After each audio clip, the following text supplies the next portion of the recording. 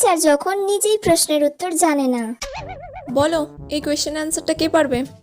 বলো এখানের মধ্যে কে পারবে? তুমি পারবে? আমি তো নিজেই পারবো না এই অ্যান্সারটা। তুমি পারবে? না। পারবে না কেন? পড়াশোনা করো না? কি করতে স্কুলে এসে বসে থাকো? এই তুমি বলো।